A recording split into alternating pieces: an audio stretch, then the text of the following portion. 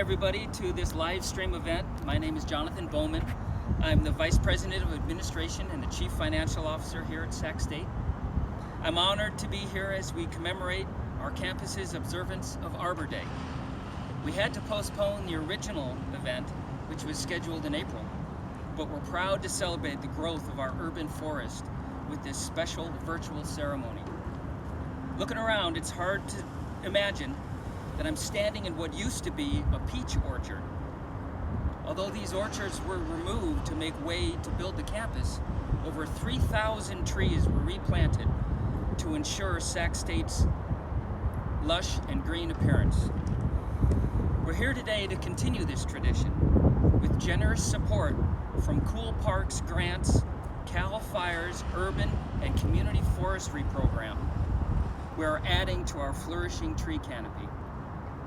The trees that are being planted right now behind me are just 5 of the 250 newly planted trees made possible by the Cool Parks grant.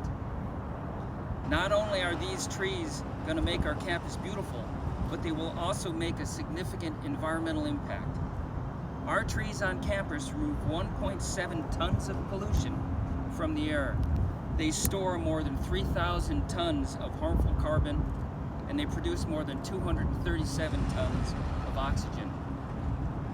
These trees symbolize the enduring legacy of the campus and will broaden the urban forest for future generations of hornets. And with that, I'd like to introduce Kristen Wunder, a member of our excellent sustainability team here at Sac State, to move us to the next part of the event. Stingers up. Thank you, Jonathan. Hello everyone, this is Kristen Wunder. Thank you for joining our live event for, actually it's Climate Action Day today and Sac State Arbor Day, celebrating a couple months late due to COVID, but thank you so much for joining us live, and we are going to move on to West Coast Arborists. Hey everyone, my name is David Pineda and I'm with the Cool Parks grant team. So our grant team is large, and we have a bunch of different players. So of course I want to thank the California Urban Forest Council for putting on this project and allowing us to do this awesome work throughout so many California cities. And then of course I want to thank Calfire and the Climate Investment for funding cool projects like this. So let's get into trees.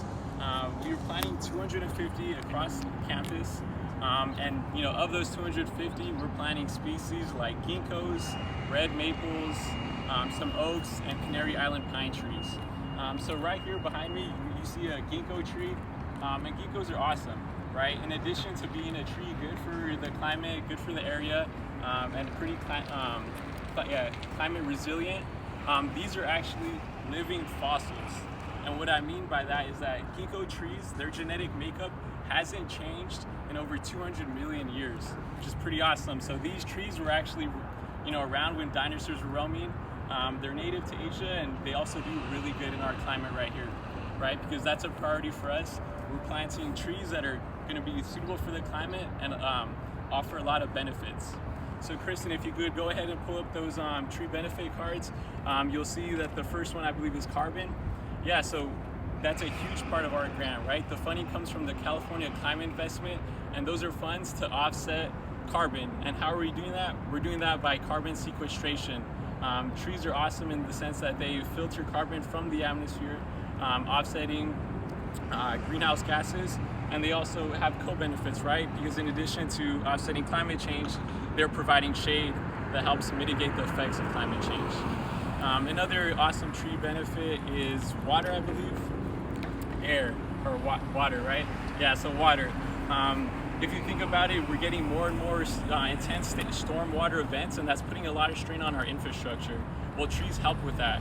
They're able to hold water both in the canopy and in the ground, and through evapotranspiration, mitigate some of the stress on our infrastructure through stormwater capture and mitigating runoff. The next benefit is air. So the major pollutants out there are ozone, particulate matter, and nitrous oxides. Well, trees filter all 3 of those. They capture in their canopy, and they work to offset it. So in addition to capturing carbon, they're also mitigating those harmful effects of the pollutants that would have adverse effects in our respiratory systems. I believe we have one more, and that's energy savings. So awesome. There's a whole bunch of calculations out there on how trees are able to offset energy savings. You notice it when you're sitting under one, or when you're at a window shaded by a tree. That's how you can kind of see those energy savings, and they're abundant. You know, right behind us, I don't know if Chris can point to us, but there's a car parked under a tree, and that's a perfect example of possible energy savings and one of the many benefits of trees. So that was pretty impromptu, and just happened to be there. And so I would open it up to you guys and seeing what benefits of trees you guys like, or what's most important to you. Is it the aesthetic value? Is it the fact that trees are climate resilient, filter our air? I'd open up to you guys to comment and post what's your favorite tree benefit.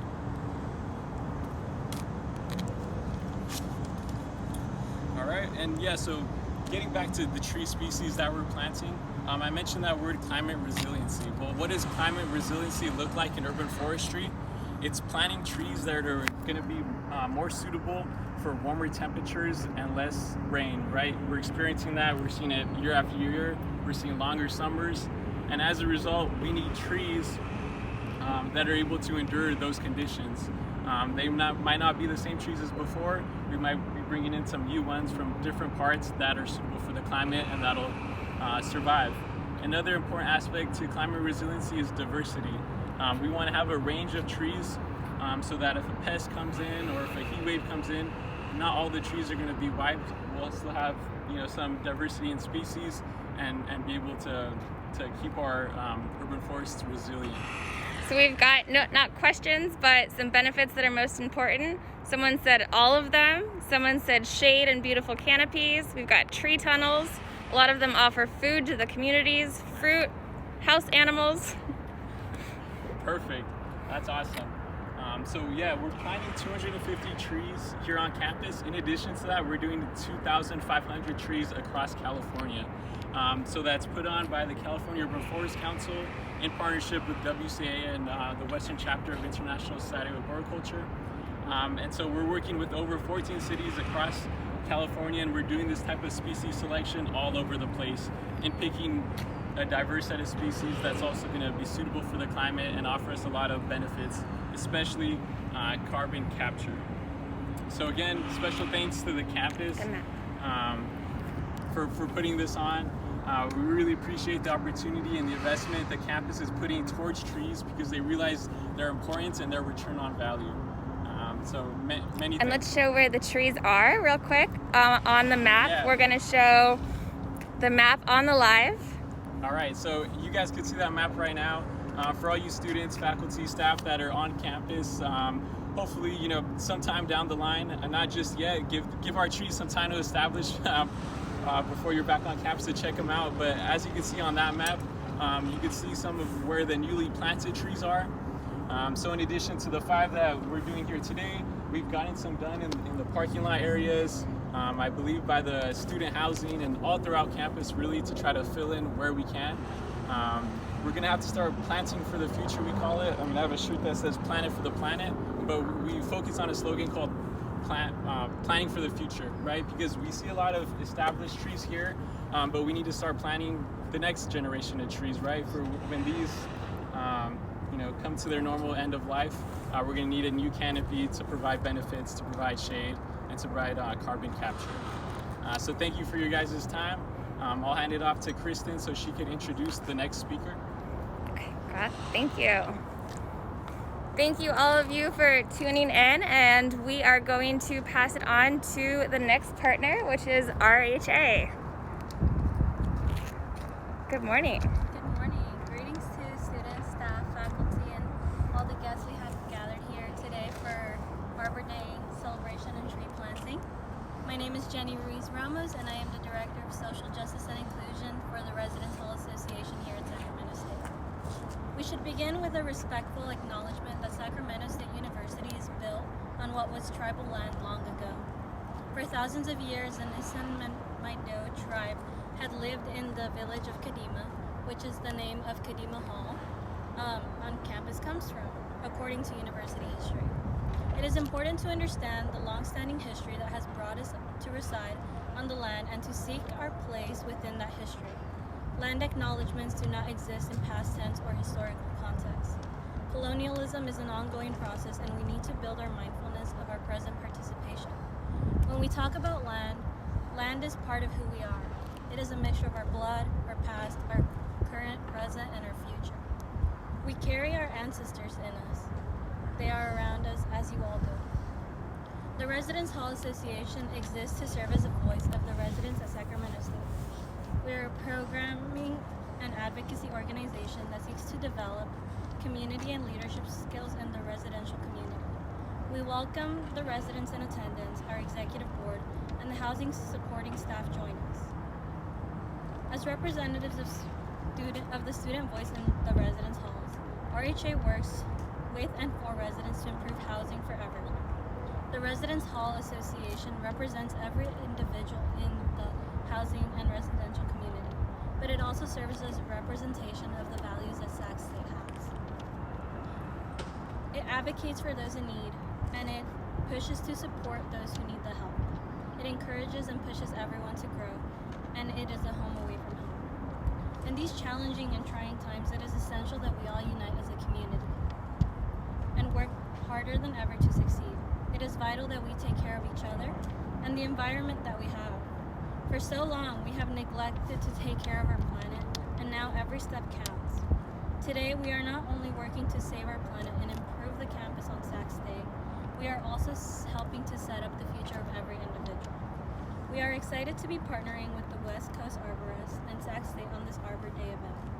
RHA is proud to support sustainability initiatives on campus and to work to find unique solutions to the problems that face our community.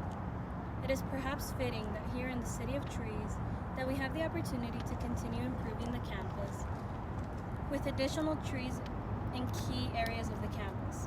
Our partnership with the West Coast Arborists supports the planting of more than 14,000 trees in California and Arizona yearly. We are excited to work with them to present this virtual planting ceremony.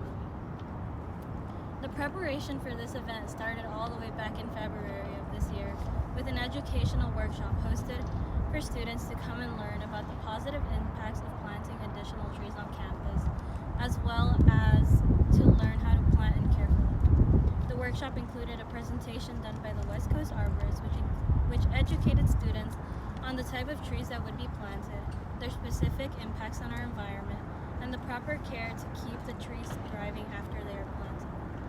This gave deep insight on the lasting impact that the trees will have on our campus, air quality, and other environmental factors. We also went on a walking tour of some nearby trees, and students were able to see firsthand the different factors that determine where a tree is planted, such as the type of tree, how big it is expected to grow, and the surrounding environment, including pathways and or buildings. This workshop was a great starting point, and we are excited to be here today continuing this initiative. This year is one like no other in recent memory, and we would like to recognize the lives of George Floyd, Breonna Taylor, Tamir Rice, Ahmaud Arbery, Trayvon Martin, Eric Gardner, Sarah Bland, Dana Martin, Terrence Crutcher, Michael Brown, Akai Gurley, Alton Sterling, and Amber Monroe. In a time of chaos and despair, we hold out hope for our communities, our environment, and the future that Sacramento State is helping shape. Black Lives Matter, remember to vote, and stingers up. Thank you so much, Jenny. All right, and we are going to move along to Eric from Grounds to talk a little bit about trees actually on campus. Hi everyone, Eric Skull, Manager of Grounds and Landscaping Services here at Sac State. Thank you for joining us on this beautiful day here in September. I just want to say that I am very honored to be a part of such a beautiful campus and maintaining it, and it takes a crew, and my crew has been here every day pretty much since March, and before that of course. And I just want you to feel assured that we are maintaining everything, keeping all of our trees and plants healthy, so when you do come back you can enjoy them, you can feel safe walking around. That is our mission, and we're so happy to do that. We here on campus take care of 300 acres and currently have around 3,500 trees. And the goal for this grant is to increase the canopy, replace some of the trees we lost to drought and disease, and a lot of work went into the selection process on the campus side, on WCA side, to ensure that we're planting appropriate trees for appropriate locations that will give us benefits for our environment and for our health for generations to come. So it's a really special event. Like I said, I'm honored to be here. I'm a part of it. And I just want to tell you that you are missed.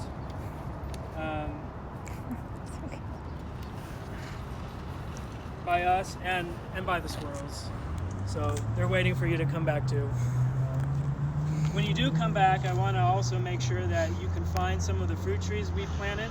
We have an orchard over in Lot 10. We have other trees around the campus that do produce fruit, including the jujube. So this is the time, this is the season when these are ready. So it's an acquired taste, but you know, nice little pick me up right now. So thank you for tuning in.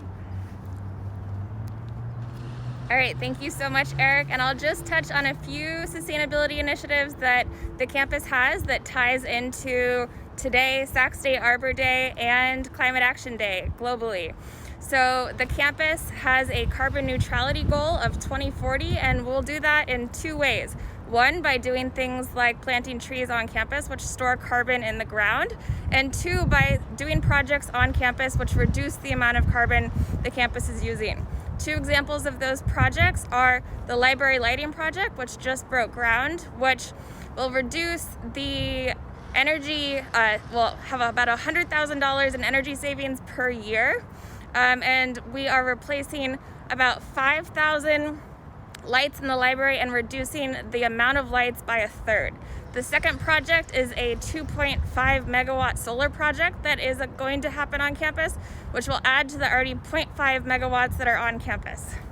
And we are going to turn it over to Sac Tree Foundation now. Good morning. Hey everyone. My name is Stephanie Robinson. I'm the Communications and Engagement Manager at the Sacramento Tree Foundation. Since 1982, we've been a nonprofit organization here in Sacramento working to grow thriving communities through stewardship of our urban forest. And we are so thrilled to be here this morning with all of these different organizations that have shown a tremendous commitment to the Sac State family and the entire surrounding community by planting these trees and committing to their care and these green spaces here on campus. So thank you very much to the California Urban Forest Council, to Calfire and California Climate Investments and West Coast Arborists and all of the different departments at Sac State who have come together to make this happen. We really wish that you could be here with us today at the Tree Foundation. Community engagement is the name of our game, and we every single year plant over 10,000 trees at schools, at parks, at people's homes, and everywhere out in the community. We love to get community members and students engaged in that process and working with us to plant the trees themselves, but also to learn about their importance in the community and all of the ways that we depend on trees to have healthy, thriving communities. So 2020 has been one heck of a year. It has challenged Americans and the humanity as a whole, and we have struggled, with an economic crisis, with a global pandemic, with racial injustice, and also an environmental crisis and climate change. But I'm here today not to bum you out, but to spread the message that as powerless as we can all feel right now, trees are one way that we can come together, and a small but powerful way that we can fight each of those crises. So I encourage you, even though you can't be here today, to find some way that you can participate in planting trees and greening your neighborhoods. You're welcome to sign up for free trees with us if you live in Sacramento County. We provide them free of charge in partnership with SMUD to any property here. Go to sactree.com/request to sign up for that. But we also have upcoming volunteer opportunities that are safe and socially distant, and some that you can even do completely on your own time. We normally offer internships and all sorts of other ways to get involved, but we would really love for you to help us plant hope in this community for future generations. Thank you. Awesome, thank you so much.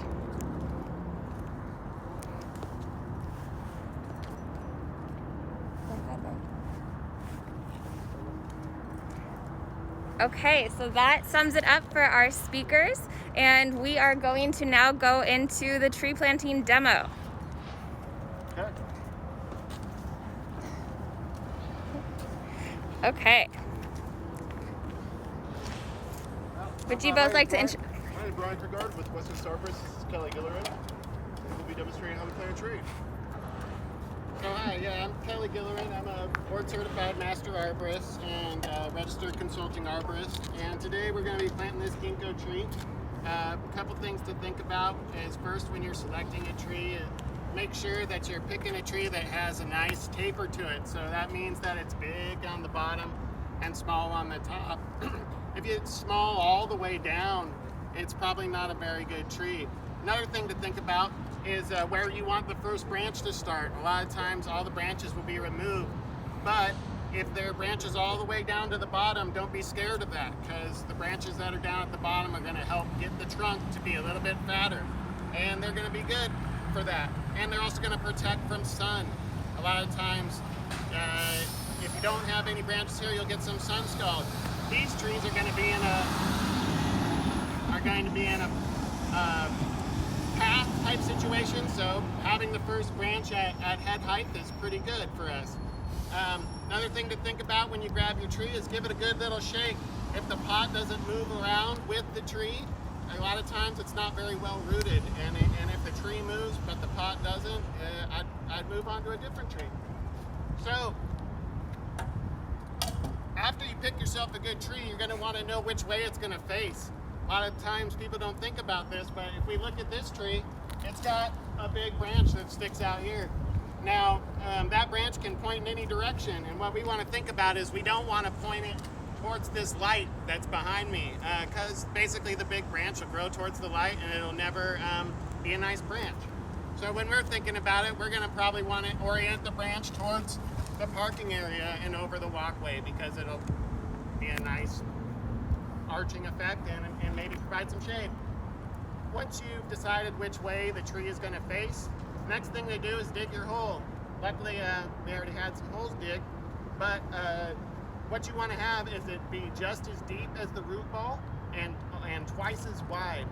So the root ball isn't as high as the pot. The root ball actually dips in a little bit, and there's probably a little bit of a gap. So take that in mind, that we're only digging a hole that is about 14 inches or so deep. So once you have your hole dug, the next thing we want to do is take the tree out of the pot. Sometimes it's going to be pretty well stuck into the pot, and I like to take my knee, kind of go around the side, and get some of the root ball loosened up as we come along, because that's going to help it pop out a little bit easier. When you grab a tree, you want to grab it right at the base. You don't want to grab it up here and try to pull it out of the pot or anything. We're going to grab it at base. If you have a helper, that's nice too. And we try to get it out of here. And what we're looking at now is we're looking at a lot of roots that have been encircling inside the pot where they just can't get into any other soil. So what we want to do is we want to take our fingers and we want to rough up all of these little edges here. Now that might seem like it's aggressive and hurting the tree, but actually it's allowing these roots, when we put them in the ground, to get their fingers into the soil and get established a little bit better. It also gives you a good idea of what kind of roots your tree has. If you start doing this and you don't find this kind of stuff and you don't have all these little fingers hanging off, your tree might not be very healthy. So once you've established that, we remember which way we want to put our branch, and we put her in the hole. So this is a little too deep. When you're planting in a saturated soil, especially clay, you want to have it be a little bit above the soil grade so it drains away from the tree. Also, when you're digging a hole, oftentimes you'll disturb the soil at the bottom of the hole, and as you water the tree in, and just the weight of the tree itself will compress. So you are going to have a depression where your tree puddles with water, and it will develop root rot and stuff like that, which is not good. So now that we know it's too low, got to take it back out of the hole. So once again, grab it at the bottom, and we're going to fill it in with a little bit of backfill.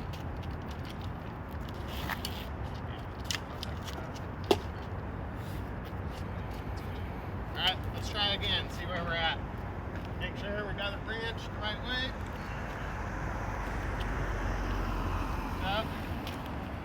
I think if I hold it right here and we can get some dirt underneath that, might be able to. Let's get a little bit more. Still a little low. Let's see if we can get that. All right. Ooh, there we go. So I want it to be a little bit proud where this butt, the base of this tree is higher than your normal grade. So now we can backfill in around it.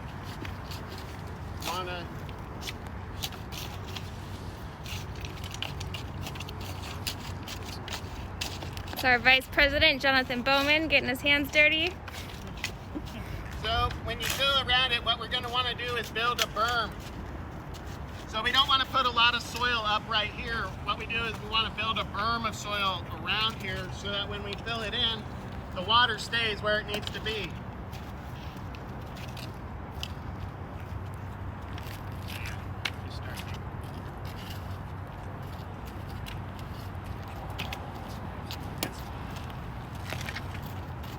So a lot of times you got to get your hands dirty, which is fun. But you want to try to cover up all of the fine roots on the root ball and make sure that those aren't exposed to the sun. And then when you're making your watering trough, give it a little bit of room so that your berm holds the water in. Sometimes the shovels don't do a good enough job. Just use your hands. But what this will do in the clay soil is allow this root ball to not be saturated all the time. Now, another thing that we'll end up doing is putting mulch around the base about 4 inches deep. And what that'll do is make it so we don't have to water it as much. The mulch will hold some of this moisture in, it'll regulate soil temperatures, and it also gives it organic matter that it wouldn't get in this type of situation where we have asphalt everywhere. I was going to just, jump in and say that we have mulch provided by WCA, so we're keeping the trees on campus in a way. So when they come and prune something, they chip it up, and then we have a chip supply that's free, and we're not adding to the waste. We also compost all of the leaves from the trees on campus, and then we could also add that to the plants. So we really try to keep everything here on campus, and it's just a great program that WCA has helped us with. One last thing to think about is this stake that's right here.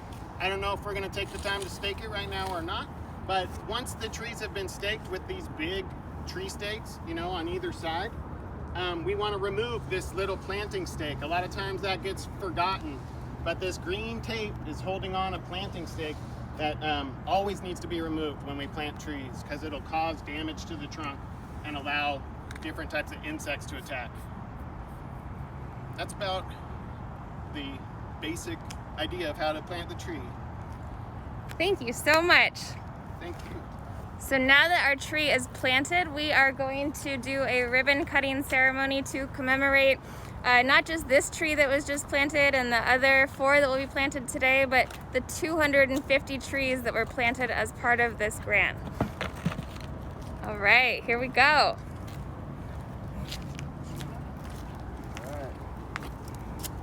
Again, I'd like to thank Cool Parks for the grant. I'd like to thank my grounds team. I'd like to thank WCA and all of you for watching. Woo!